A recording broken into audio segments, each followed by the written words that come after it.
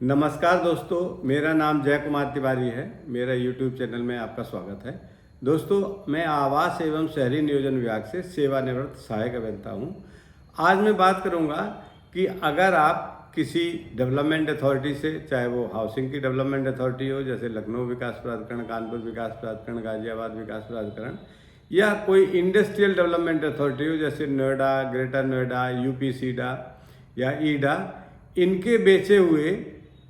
Plots या मकान resale में लेना चाहते हैं तो आपको क्या ध्यान रखना चाहिए, कौन कौन से पेपर्स चेक करने चाहिए और किन उन अन्य बातों का ध्यान रखना चाहिए जिनसे कि आप सेफ प्रॉपर्टी खरीद पाएँ या सेफ वो प्लॉट है या नहीं है ये आप चेक कर पाएँ। तो आइए वीडियो शुरू करते हैं।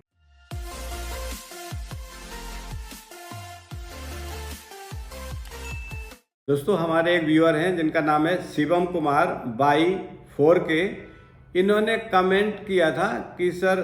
LDA रीसेल हाउस में पेपर क्या चेक करना होता है, नगर निगम के अंदर आता है, इस पर एक वीडियो बनाएं। तो मैं इन्हीं के इस कमेंट के क्रम में ये वीडियो बना रहा हूँ। लेकिन इन्होंने लिमिटेड पूछा है, लखनऊ विकास प्राधिकरण की बात की है, नगर निगम के लखनऊ की बात की है, लेकिन मैं पूरे प्रदेश के बारे में इस टॉपिक पर बात कर रहा हूँ कि पूरे प्रदेश में अगर किसी विकास प्राधिकरण में, नगर निगम में, यूपी सीडा में या किसी अन्य इंडस्ट्रियल डेवलपमेंट अथॉरिटी के अंतर्गत आपने कोई मकान या प्लॉट खरीदना है और रीसेल में खरीदना है, तो रीसेल में खरीदे जाने वाली प्रॉपर्टीज़ के बारे में किन किन बातों का आपको ध्यान रखना चाहिए। रीसेल में अगर आप लीज की प्रॉपर्टी खरीदते हैं उनके बारे में अलग बिंदुओं पर बात करूंगा, उनके कंसर्न अलग होते हैं, और फ्री होल्ड प्रॉपर्टी खरीदना चाह रहे हैं तो उनके बिंदुओं के बारे में अलग से बात करूंगा। कुल मिला के 8-10 बिंदु हैं जिन पे आपको जानना आवश्यक है अगर आप रीसेल में कोई प्रॉपर्टी खरीदना चाह रहे हैं। मैं क्रम से एक एक बिंदु पर चर्चा करूंगा। बहुत महत्वपूर्ण बिंदु हैं ये, इनमें काफ़ी पैसे का इन्वॉल्वमेंट भी हो सकता है और प्रॉपर्टी आपकी सेफ भी नहीं रह सकती अगर सारे पॉइंट्स को, सारे बिंदुओं को आप टेक्निकली और लीगली नहीं समझ पा रहे हैं। पॉइंट नंबर 1, पहले तो आपको ये देखना है कि जो भूखंड या जो मकान आप खरीदना चाह रहे हैं वो किस विभाग ने बेचा है। विभाग का मतलब जैसे किसी विकास प्राधिकरण ने, जैसे लखनऊ विकास प्राधिकरण, कानपुर विकास प्राधिकरण, आगरा विकास प्राधिकरण या कोई भी विकास प्राधिकरण हो सकता है, या कोई इंडस्ट्रियल डेवलपमेंट अथॉरिटी, औद्योगिक विकास प्राधिकरण जैसे नोएडा, ग्रेटर नोएडा, ईडा या यूपी सीडा, या नगर निगम की कोई योजना है किसी शहर में, नगर निगम से आपने खरीदा है, या कोई अन्य सरकारी विभाग है उससे खरीदा है। क्योंकि हर विभाग के बेचते समय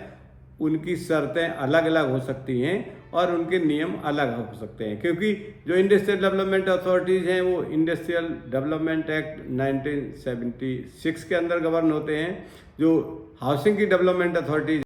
वो ministry of housing and urban planning के UP urban planning and development act 1973 से गवर्न होते हैं। पॉइंट नंबर 2 में आपको ये जानना आवश्यक है कि जो भूखंड आप रीसेल में खरीदना चाह रहे हैं, जो मकान आप रीसेल में खरीदना चाह रहे हैं, वो मकान लीज से मूल रूप से बेचा गया है, लीज पर बेचा गया है या फ्री होल्ड बेचा गया है। जब विभाग ने बेचा था, जो मूल आवंटी था उसको वो फ्री होल्ड बेचा था या लीज पर बेचा था। तीसरे पॉइंट पर आपको ये जानना आवश्यक है कि जो बेचने वाला व्यक्ति है वो मूल आवंटी है या सेकंड या थर्ड पार्टी है। मतलब विभाग ने मूल रूप से उसी आदमी को बेचा है जिससे आप खरीद रहे हैं, या विभाग ने किसी और को मूल रूप से बेचा था, ओरिजिनली किसी और को बेचा था, फिर उसने किसी और को बेच दिया, फिर उसने किसी और को बेच दिया, आप तीसरे या चौथे क्रेता हैं। क्योंकि अगर मूल आवंटी है तब समस्याएं कम हैं, और अगर मूल आवंटी नहीं है तो आपको ये देखना पड़ेगा कि जो आपको आज बेच रहा है उसके नाम म्यूटेशन उस विभाग में हुआ है या नहीं हुआ है। दोस्तों, अभी मैंने प्रमुख बिंदुओं पर बात की, अब मैं अलग अलग बात करता हूं कि अगर कोई प्रॉपर्टी आपकी लीज की है तब किन बातों का ध्यान रखना आपके लिए आवश्यक है, और अगर फ्री होल्ड प्रॉपर्टी है तब किन बातों का ध्यान रखना आवश्यक है। तो पहले शुरू करते हैं लीज की प्रॉपर्टी में। अगर कोई लीज का मकान या प्लॉट आप खरीदना चाहते हैं तो लीज वाले मकान या प्लॉट में या प्रॉपर्टी में आपको किन बातों का ध्यान रखना आवश्यक है अगर आप किसी लीज वाली प्रॉपर्टी को रीसेल में खरीदना चाह रहे हैं। देखिए, अगर आप कोई ऐसी प्रॉपर्टी खरीदना चाह रहे हैं जो मूल आवंटी को लीज पर आवंटित हुई थी, जिसको हिंदी में कहते हैं पट्टा विलेख, पट्टे पर आवंटित हुई थी, उसकी लीज डीड में ऊपर पट्टा विलेख अगर लिखा है या लीज डीड लिखा है इंग्लिश में टाइप्ड है, तो आप समझ जाएंगे कि लीज की प्रॉपर्टी है। तो आपको ये देखना है कि लीज कितने समय के लिए की गई है, 90 ईयर्स के लिए, 99 ईयर्स के लिए या 999 ईयर्स के लिए। अलग अलग समयावधि के लिए विभाग लीज पर प्रॉपर्टी बेचते हैं और पूर्व में भी कई विभागों ने 999 साल की लीज पर भी प्रॉपर्टीज बेची हैं। तो आपको ये देखना है कि ये प्रॉपर्टी कितने अवधि तक के लिए लीज पर है मूल रूप से, और जो आपको बेच रहा है उसके नाम इस प्रॉपर्टी का म्यूटेशन हो गया या नहीं हो गया है। म्यूटेशन का मतलब अगर वो फर्स्ट अलॉटी है तब तो उसके नाम आवंटन है ही, अगर फर्स्ट के बाद सेकंड या थर्ड पार्टी है तो सेकंड या थर्ड आदमी के नाम से उस विभाग में लीज का म्यूटेशन हो गया या नहीं हो गया, उसका लीज ट्रांसफर बेचने वाले के नाम हो गई या नहीं हो गई जो आज आपको बेच रहा है। इसके बाद आपको ये भी देखना है कि जो विक्रेता है उसने जब से उसको अलर्ट हुआ था और आज जब आपको वो बेच रहा है उस पूरे समय का उसने लीज रेंट उस विभाग में जमा किया है या नहीं किया है। क्योंकि अगर वो लीज रेंट जमा नहीं हुआ होगा तो आपका म्यूटेशन तभी होगा जब आपको लीज रेंट वो जमा कराना पड़ेगा। जब कोई विभाग लीज पर कोई प्रॉपर्टी सेल करता है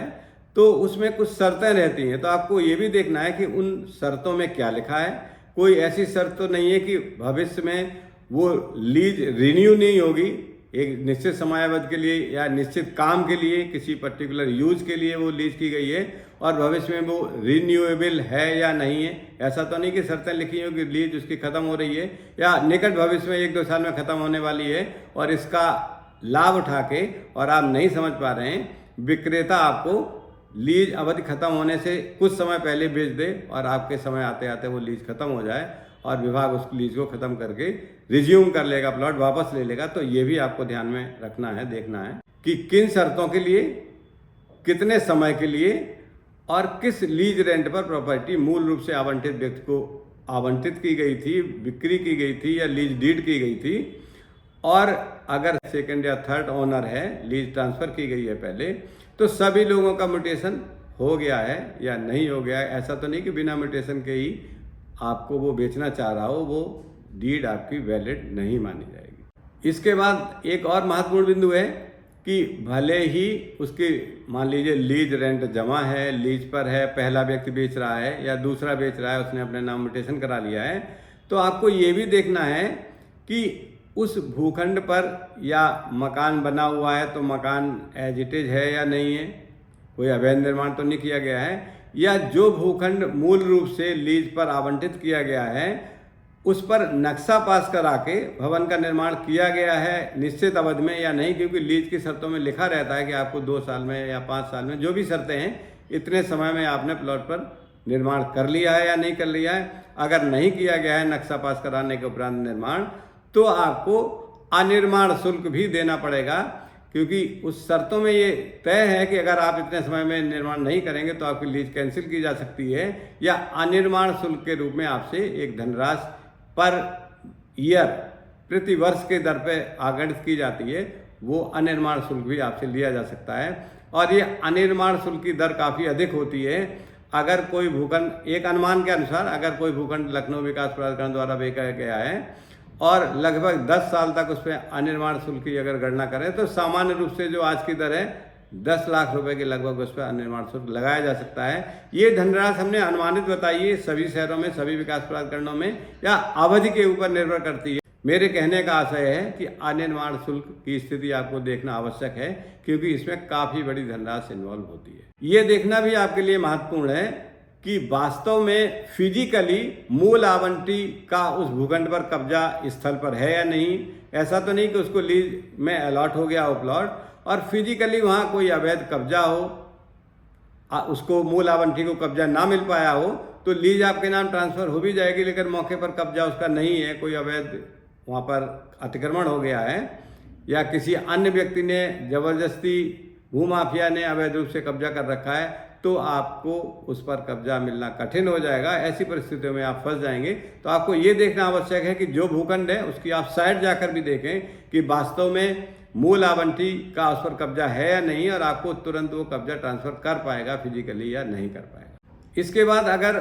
खाली भूखंड है तो आपको देखना है कि उसका नक्शा पास है या नहीं है। अगर नक्शा पास है तो नक्शे की अवधि कितनी है, कब तक उसकी वैलिडिटी है। ऐसा तो नहीं कि नक्शे की वैलिडिटी खत्म हो गई हो और आपको दोबारा नक्शा पास कराना पड़े। इसके अलावा भी अगर नक्शा उसका पास है और वैलिडिटी अभी भी बनी हुई है, समय बना हुआ है, तो भी अगर आप किसी बैंक से लोन लेने जाएंगे तो उस नक्शे को दोबारा से आपको अपने नाम से पास कराना पड़ेगा। जब आपके नाम म्यूटेशन हो जाएगा, आपके नाम से पुराने पास वाला नक्शा आपके नाम से चेंज हो जाएगा, तभी बैंक आपको लोन देगा। मतलब जो डीड है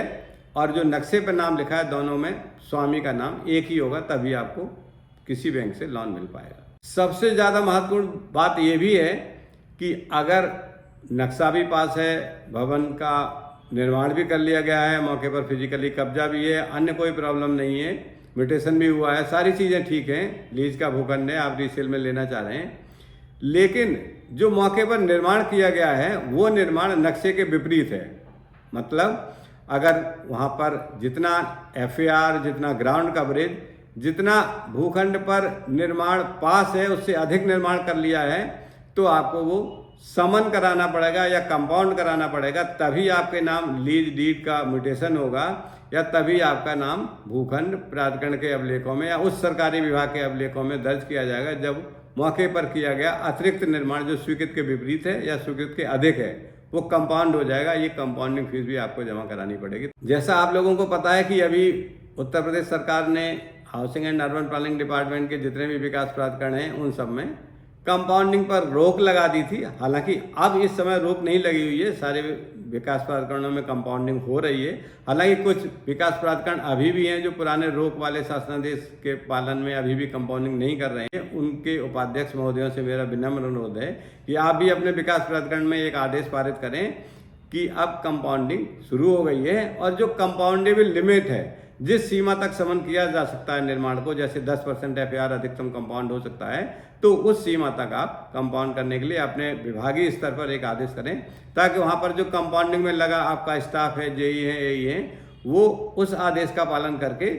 कंपाउंडिंग फिर से शुरू कर पाएँ। क्योंकि अगर आपका आदेश नहीं होगा, उपाध्यक्ष महोदय का आदेश नहीं होगा, तो जो कंपाउंडिंग पर रोक लगी हुई वाला शासनादेश है उसका ही पालन होता रहेगा और कंपाउंडिंग नहीं हो पाएगी। क्योंकि हमारे कई व्यूअर्स ऐसे हैं, कमेंट करते हैं, हमसे टेलीफोनिक कन्वर्सेशन में भी बात करते हैं, तब बताते हैं कि सर शासन का आदेश तो हो गया कंपाउंडिंग खुलने का, लेकिन मेरे विकास प्राधिकरण में कंपाउंडिंग अभी नहीं हुई है, VC ने आदेश नहीं किया है। तो मेरा उन सभी उपाध्यक्ष महोदयों से अनुरोध है कि कंपाउंडिंग शुरू हो गई है अपने प्राधिकरण में या रेगुलेटेड एरिया, उसमें भी जो विनियमित के क्षेत्र के प्राधिकारी हैं दोबारा से कंपाउंडिंग शुरू करने के लिए आदेश कर दें, ताकि जो समन सीमा के अंतर्गत कंपाउंडेबल बिल्डिंग्स हैं वो कंपाउंड की जा सके। यहाँ पर ये देखना भी आवश्यक है, अगर जो भूखंड या मकान या प्रॉपर्टी आप खरीदना चाह रहे हैं वो मकान स्वीकृत की अनुसार निर्माण है या नहीं, ये तो हमने बता ही दिया है। समन सीमा के अंतर्गत निर्माण है तो उसको कंपाउंड कराना पड़ेगा, अगर कंपाउंड नहीं है। इसके अतिरिक्त ये भी ध्यान रखना है कि अगर समन सीमा से अधिक निर्माण है, मतलब इतना निर्माण कर लिया कि जितना पास था वो भी, उससे समन सीमा के अंदर 10% ग्राउंड कवरेज या FAR होता वो भी, और उसके अतिरिक्त भी, मतलब पूरा भूखंड अगर बना लिया है और पास कुछ है, कवर पूरा कर लिया है जो तोड़ने के योग्य है, तो ऐसे भवन को कंपाउंड इस समय नहीं किया जा रहा है, केवल समनी सीमा तक किए गए निर्माण को ही कंपाउंड किया जा रहा है। इसलिए अगर जो आप प्रॉपर्टी खरीदना चाह रहे हैं उस पर निर्माण समन सीमा से भी अधिक किया गया है तो ऐसा निर्माण आपको पहले तोड़ना पड़ेगा, तभी आपके नाम म्यूटेशन होगा। और अगर कंपाउंडिंग सीमा के अंतर्गत है तो आपको कंपाउंड कराना पड़ेगा, तभी आपके नाम म्यूटेशन होगा। इन बातों को आप जानेंगे तो आप ध्यान रख पाएंगे और सेफ प्रॉपर्टी ले पाएंगे। अब मैं बात करता हूँ फ्री होल्ड प्रॉपर्टीज की। अगर कोई प्रॉपर्टी जिसमें भूखंड है या मकान है, आप फ्री होल्ड वाला है, मतलब प्राधिकरण है या सरकारी विभाग ने फ्री होल्ड बेचा है, तो आपको उस भूखंड या भवन को लेने में किन बातों का ध्यान रखना है। फ्री होल्ड प्रॉपर्टी जब कोई सरकारी विभाग बेच देता है तो उस सरकारी विभाग का लीज की तरह कोई अतिरिक्त उत्तरदायित्व तो नहीं रहता है, वो आपको बेच दिया उसने फ्री होल्ड, आपको कब्जा दे दिया। अब आपको देखना है कि आप निर्माण कब कराएंगे, कैसे कराएंगे, कितनी मंजिल तक कराएंगे। तो अगर आपका भूखंड फ्री होल्ड है तो आपको सबसे पहले ये देखना है कि उस भूखंड पर वास्तव में विक्रेता का मौके पर कब्जा है या नहीं है। कोई ऐसी बात तो नहीं जो फिजिकली कब्जा उसको ना मिला हो, कोई अतिक्रमण हो और वो भूखंड सरेंडर में चला गया हो। तो इसको आपको देखना है कि मौके पर आपको भूखंड कब्जा मिलने योग्य स्थिति में है या नहीं है। Point number 2, free hold properties में लीज की तरह यहाँ पर भी ये देखना है कि जो भवन बना हुआ है, अगर निर्मित भवन है, चाहे बना हुआ मकान प्राधिकरण ने फ्री होल्ड बेचा हो, चाहे भूखंड फ्री होल्ड बेचा हो, तो मौके पर अगर कोई निर्माण किया गया है तो वो स्वीकृत मानचित्र के अनुसार है या नहीं। अगर निर्मित भवन प्राधिकरण ने बेचा तो उतना ही निर्माण है या नहीं, उसके अतिरिक्त निर्माण है तो उसकी स्वीकृति ली गई है या नहीं ली गई है। अगर कोई भी निर्माण स्वीकृत के भिन्न होगा या अतिरिक्त होगा जिसकी स्वीकृति नहीं प्राप्त की गई है, तो वो पहले कंपाउंड कराना पड़ेगा, तभी फ्री होल्ड डीड भी, जिसको कहते हैं विक्रय अभिलेख भी आपके नाम तभी म्यूटेशन होगा उसका जब मौके पर किया गया निर्माण कंपाउंड हो जाएगा या समन हो जाएगा। तो खरीदने वाला अगर इन बातों का ध्यान नहीं रखेगा तो कंपाउंडिंग फीस फिर उसको अपनी जेब से भरनी पड़ेगी। अन्यथा ये निर्माण करता हूँ, जैसे विक्रेता आपको बेच रहा है तो निर्माण उसने किया है, ये जिम्मेदारी विक्रेता की है कि कंपाउंडिंग फीस वो जमा करें। लेकिन अगर आपको पता नहीं और आपने खरीद लिया तो कंपाउंडिंग फीस फिर म्यूटेशन के समय आपको ही देनी पड़ेगी, जो आपके लिए भारी पड़ सकती है, क्योंकि कंपाउंडिंग की फीस भी काफ़ी बड़ा धनराशि, काफ़ी बड़े अमाउंट इसमें इन्वॉल्व होता है। अगर मूल आवंटी है, उसी के नाम मूल रूप से फ्री होल्ड प्रॉपर्टी अलॉट हुई है, फिर वो आपको बेच रहा है, तब तो कोई प्रॉब्लम नहीं है। अगर सेकंड या थर्ड पार्टी है, मतलब मूल रूप से फ्री होल्ड किसी और को बेचा गया, उसने किसी और को बेच दिया सेकंड पार्टी को, फिर थर्ड पार्टी को, फिर आप सेकंड या थर्ड से खरीद रहे हैं, तो आपको इसका भी ध्यान रखना है कि सेकंड या थर्ड विक्रेता पार्टी ने जिसने खरीदा है वो अब आपको जो बेच रहा है उसके नाम उस सरकारी विभाग में भूखंड मूल रूप से म्यूटेशन उसका हो गया है या नहीं हो गया। अगर नहीं हुआ है तो फिर आपको अपने नाम कराने के लिए बीच के जो सेकंड और थर्ड क्रेता रहे हैं जिनके नाम म्यूटेशन नहीं हुआ है, उनका शुल्क भी आपको ही देना पड़ेगा। भले ही वो शुल्क कम है, लेकिन उसकी लायबिलिटी अंतिम रूप से खरीदने वाले की है और उसको अपने म्यूटेशन कराते समय वो शुल्क भी प्राधिकरण में जमा कराना पड़ेगा। चाहे कोई प्रॉपर्टी फ्री होल्ड हो चाहे लीज हो, सभी के लिए मैं एक बार दोबारा से ये अनुरोध करना चाहूँगा कि कोई भी प्रॉपर्टी आप खरीदें, ये जरूर इंश्योर कर लें, देख लें कि उस पर किए गए निर्माण का नक्शा पास है या नहीं है, और नक्शा पास भी है तो जैसा पास है वैसा ही निर्माण किया गया है या नहीं किया गया है। अगर कोई अतिरिक्त निर्माण है तो समनी सीमा के अंतर्गत है या नहीं है, या जिस भू उपयोग के लिए निर्माण किया गया उसी भू उपयोग के अनुसार निर्माण किया जा रहा है, किया गया है या उपभोग किया जा रहा है। ऐसा तो नहीं कि आवासीय भवन का नक्शा पास है और मौके पर व्यावसायिक गतिविधियां चल रही हैं, दुकान बना रखी है, तो वो बिल्डिंग कंपाउंड नहीं होगी, तोड़नी ही पड़ेगी, तभी आपके नाम म्यूटेशन होगा। तो इन बातों का अगर आप ध्यान रखेंगे तो चाहे कोई प्रॉपर्टी लीज की हो चाहे फ्री होल्ड हो, आप किसी विकास प्राधिकरण या किसी सरकारी विभाग द्वारा बेची गई प्रॉपर्टी को सेफ तरीके से, सुरक्षित तरीके से खरीद पाएंगे रीसेल में, अगर आप इन बातों का ध्यान रखेंगे। यहाँ पर ये बताना भी आवश्यक है कि जितनी भी इंडस्ट्रियल डेवलपमेंट अथॉरिटीज हैं, नोएडा है, ग्रेटर नोएडा, ईडा, यूपी सीडा, इन सब इंडस्ट्रियल डेवलपमेंट अथॉरिटीज द्वारा जो भी प्रॉपर्टी बेची जाती है वो लीज पर ही बेची जाती है और एक निश्चित उद्देश्य के लिए बेची जाती है, उपयोग के लिए बेची जाती है। जैसे कि अगर कोई इंडस्ट्रियल प्लॉट आप खरीद रहे हैं तो उसमें लिखा रहता है लीज डेड में कि आपको इसका उपयोग इंडस्ट्री लगाने के लिए ही करना है और इतने दिन में ही करना है, अन्यथा आपका भूखंड कैंसिल कर दिया जाएगा। तो आपको ध्यान रखना है कि इंडस्ट्रियल डेवलपमेंट अथॉरिटीज द्वारा बेची गई प्रॉपर्टी